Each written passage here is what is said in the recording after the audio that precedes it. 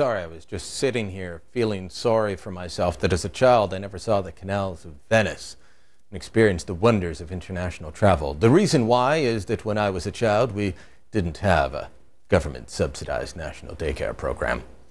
Could you believe the entitlement culture put forward by Callie in the email? That is a real email. I'm not giving out her last name or her email address, but it was a real email. The entitlement culture is alive and well, my friends. John Robson documents it daily. He joins us from Ottawa. John, a woman saying that if we don't have a national subsidized daycare program, if she has to stay home with her kids, then she won't be able to take them on international travel. Does your heart break? Well, it would, but actually I feel that we need a government program to provide me with subsidized latte in order that I can more effectively function as a commentator, and yet nobody has brought me a 7-cent a day latte, and I want you to know that I'm sulking over that. And yet, because I normally work next to you, I don't think I've ever seen you drink a latte. Well, no, but that's because the government isn't giving me latte, and they don't understand that the hardship of having to make your own coffee. I mean, that's what the hard-hearted would say, just make your own coffee, you know, buy your own beans. But this fails to take into account the complexity of modern life and the difficulty people are having making ends meet because they're paying so much money in taxes so that we can all get these subsidies. I mean, this is the thing that I find quite remarkable of this. People are saying parents can't afford daycare unless it's subsidized. Do they not realize that someone's going to have to pay for it? That if this woman does not herself pay to take her children to see the canals of Venice, which I gather are quite wet, then somebody else has to pay for her to do it. Your previous guest was talking about people can't afford the $30, $40, $100 a day, but the money's got to come from somewhere. If it doesn't come from the parents of the children, it comes from somebody else, and they're not even their kids. How on earth is the math meant to work out on that? Who's supposed to come up with this $100 a day for each and every kid?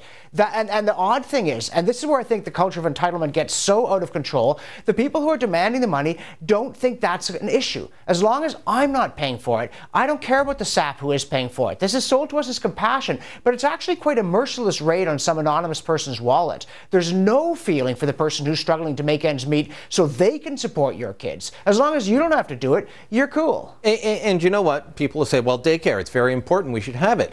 The most important thing parents can do for their children is to feed them.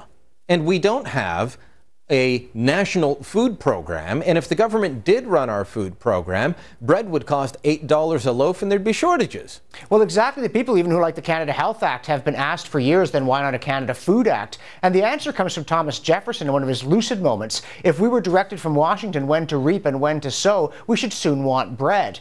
And yet the logic is inescapable. And why shouldn't be parents get that? I mean, don't you care about children? You want children to go to bed hungry? And we certainly could need a subsidized program for sheets, because it's good to have soft sheets, you know, and proper stuffed animals, so you don't get one that's too small or the wrong kind. You know, really, it could go anywhere. But the other thing that's weird about daycare, in my view, is that there's a demand here that you not be obliged to raise your own kids. And the fact of the matter is, I should think you'd want to do that. I want to get strike right to the heart of this. What is this demand that somebody else raise your kids for you? Sure, raising kids is hard work. Yes, children can be annoying. You fumble in vain for the mute button or the off switch sometimes. But the fact is, you bring these people into the world presumably so you can be a parent to them, not so that you can simply run the hotel where they sleep and eat before going off to be raised by somebody else.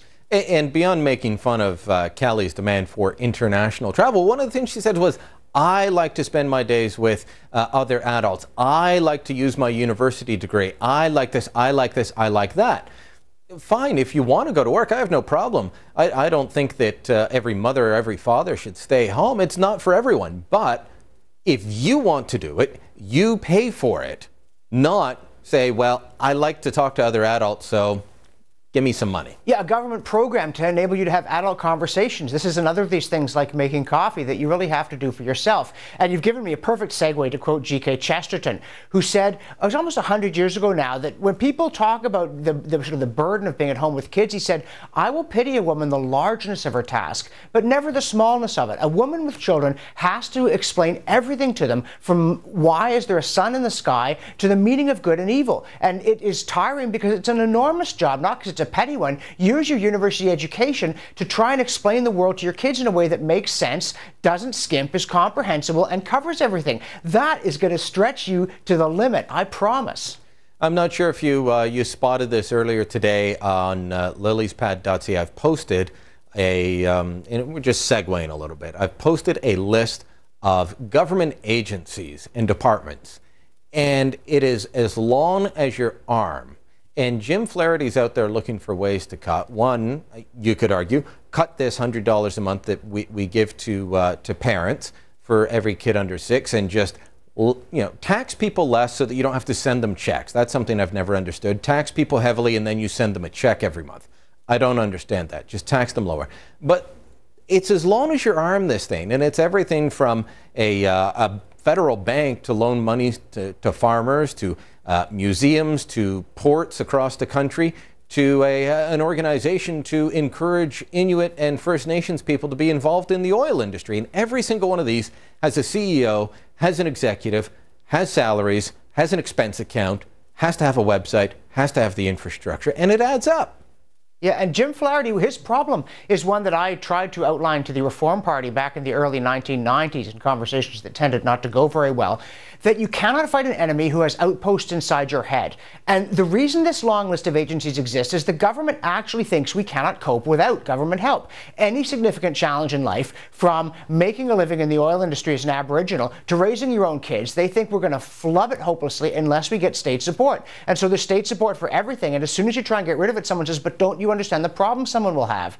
And unless your answer is, look, man is born to trouble as the sparks fly upward, but there's a great satisfaction in life in overcoming problems. Let the government concentrate on the really critical ones. Unless you're prepared to say that, each and every one of these agencies will defeat you in bureaucratic struggles, because there's some kind of case that somebody somewhere will have difficulty coping if it doesn't exist. And as long as you think nobody can cope without government help, each one of these programs will prevail over the urge to cut.